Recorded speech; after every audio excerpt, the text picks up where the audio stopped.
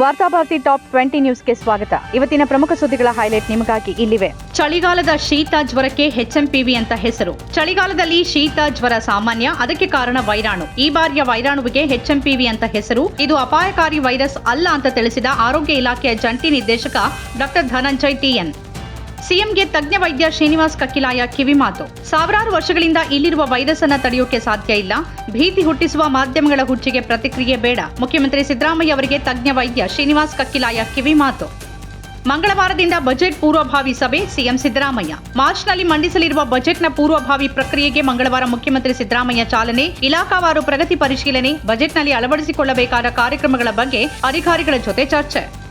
ಪತ್ರಕರ್ತನ ಹತ್ಯೆ ಪ್ರಕರಣ ಪ್ರಮುಖ ಆರೋಪಿ ಸುರೇಶ್ ಪೊಲೀಸ್ ವಶಕ್ಕೆ. ಪತ್ರಕರ್ತ ಮುಖೇಶ್ ಚಂದ್ರಕರ್ ಹತ್ಯೆಯ ಪ್ರಮುಖ ಆರೋಪಿ ಸುರೇಶ್ ಚಂದ್ರಕರ್ನನ್ನ ಹೈದರಾಬಾದ್ನಲ್ಲಿ ಬಂಧಿಸಿದ SIT. ಭ್ರಷ್ಟಾಚಾರದ ಬಗ್ಗೆ ವರದಿ ಮಾಡಿದ ನಂತರ ಛತ್ತೀಸ್ಗಢದ ಬಿಜಾಪುರ ಜಿಲ್ಲೆಯಲ್ಲಿ ನಡೆದಿದ್ದ ಪತ್ರಕರ್ತನ ಹತ್ಯೆ. ಶ್ರೀನಗರದಲ್ಲಿ ಭಾರೀ ಚಳಿ, ಉಸಿರುಗಟ್ಟಿ 5 ಸಾವು. ಜಮ್ಮು ಮತ್ತು ಕಾಶ್ಮೀರದ ಶ್ರೀನಗರದಲ್ಲಿ ಭಾರೀ ಚಳಿಗೆ ಮನೆಯಲ್ಲೇ ಉಸಿರುಗಟ್ಟಿ ಒಂದೇ ಕುಟುಂಬದ 5 ಮೃತ್ಯು. ಭಾರೀ ಚಳಿಯಿಂದ 5 ಉಸಿರುಗಟ್ಟಿ ಮೃತಪಟ್ಟಿರಬಹುದು ಅಂತ ಪೊಲೀಸರಿಂದ ಶಂಕೆ. ಡಿಕೆಶಿ ಅವರನ್ನ ಬಿಟ್ಟು ರಹಸ್ಯ ಸಭೆಯನ್ನ ಮಾಡಿಲ್ಲ, ಸಚಿವ ಸತೀಶ್ ಜಾರಕಿಹೊಳಿ ಸ್ಪಷ್ಟನೆ. ಮುಖ್ಯಮಂತ್ರಿ ಸಿದ್ದರಾಮಯ್ಯ ಅವರನ್ನ ಬದಲಾಯಿಸುವ ಅವಶ್ಯಕತೆ ಇಲ್ಲ. 2028ಕ್ಕೆ ನಾನೇ ಸಿಎಂ ಅಭ್ಯರ್ಥಿ ಎಂದ ಸಚಿವ ಸತೀಶ್ ಜಾರಕಿಹೊಳಿ. ಡಿಸಿಎಂ ಡಿಕೆಶಿ ಅವರನ್ನ ಬಿಟ್ಟು ರಹಸ್ಯ ಸಭೆಯನ್ನ ಮಾಡಿಲ್ಲ, ಎಲ್ಲರೂ ಕೂಡಿಯೇ ಸಭೆ ಮಾಡಿದ್ದು ಎಂದ ಸತೀಶ್ ಜಾರಕಿಹೊಳಿ.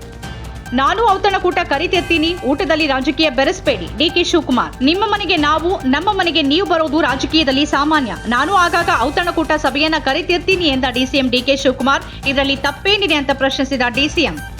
ಟೆಲಿಪ್ರಾಂಪ್ಟರ್ ಮೋದಿ ಅಂತ ಮತ್ತೆ ವ್ಯಂಗ್ಯವಾಡಿದ ಕಾಂಗ್ರೆಸ್. ಪ್ರಧಾನಿ ಮೋದಿ ಟೆಲಿಪ್ರಾಂಪ್ಟರ್ ಸಹಾಯವಿಲ್ಲದೆ ಸಾರ್ವಜನಿಕ ಕಾರ್ಯಕ್ರಮಗಳಲ್ಲಿ ಭಾಷಣ ಮಾಡಲಾರರು ಎಂದ ಕಾಂಗ್ರೆಸ್. ದೆಹಲಿ ಚುನಾವಣಾ ಪ್ರಚಾರ ಕಾರ್ಯಕ್ರಮದ ವಿಡಿಯೋ ಹಂಚಿಕೊಂಡು ಕಾಂಗ್ರೆಸ್ ವ್ಯಂಗ್ಯ. ಭದ್ರತಾ ಸಿಬ್ಬಂದಿ ತೆರಳುತ್ತಾ ಇದ್ದ ವಾಹನವನ್ನ ಸ್ಫೋಟಿಸಿದ ನಕ್ಸಲರು. ಛತ್ತೀಸ್ಗಢದಲ್ಲಿ ಭದ್ರತಾ ಸಿಬ್ಬಂದಿ ತೆರಳುತ್ತಾ ಇದ್ದ ವಾಹನವನ್ನ ಸ್ಫೋಟಿಸಿದ ನಕ್ಸಲರು 8 ಯೋಧರು ಸೇರಿದಂತೆ 9 ಮಂದಿ ಬಲಿ. ಅರಣ್ಯ ಅಪರಾಧ ಆನ್ಲೈನ್ FIR ದಾಖಲಿಸೋಕೆ ಗರುಡಾಕ್ಷಿ ತಂತ್ರಾಂಶ. ಅರಣ್ಯ ಮತ್ತು ವನ್ಯಜೀವಿ ಅಪರಾಧಗಳನ್ನು ತಡೆಗಟ್ಟುವ ಉದ್ದೇಶದಿಂದ ಹೊಸ ತಂತ್ರಾಂಶ.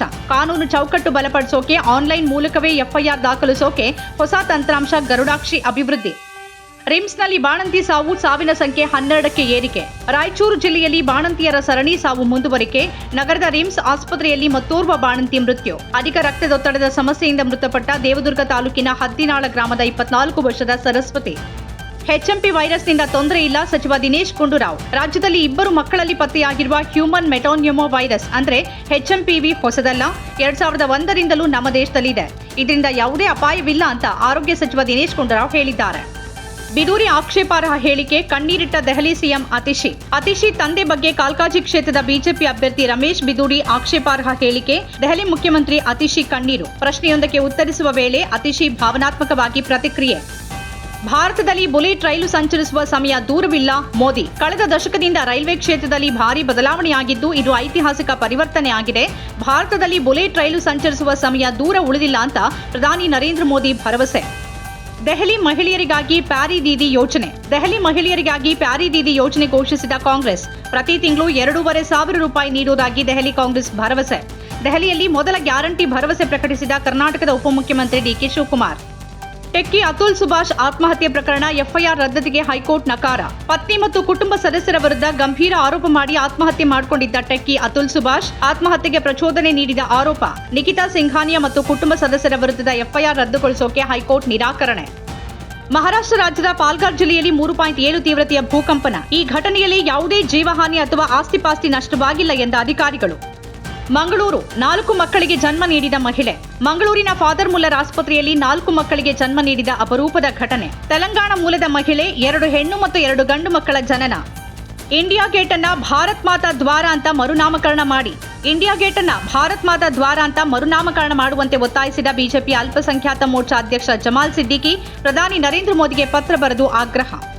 ಮಾರುಕಟ್ಟೆ ಕುಸಿತ, 10.98 ಲಕ್ಷ ಕೋಟಿ ರೂಪಾಯಿ ಕಳೆದುಕೊಂಡ ಹೂಡಿಕೆದಾರರು. 3ನೇ ತ್ರೈಮಾಸಿಕದ ಗಳಿಕೆ, ವಿದೇಶಿ ನಿಧಿಗಳ ಹೊರಹರಿವಿನ ಕಳವಳದ ನಡುವೆ ಬಿದ್ದ ಮಾರುಕಟ್ಟೆ. ಅಡ್ಡಾದಿಡ್ಡಿ ಮಾರಾಟದಿಂದಾಗಿ ಸೋಮವಾರ ಬಿದ್ದ ಶೇರ್ ಮಾರ್ಕೆಟ್. 10.98 ಲಕ್ಷ ಕೋಟಿ ರೂಪಾಯಿ ಕಳೆದುಕೊಂಡ ಹೂಡಿಕೆದಾರರು.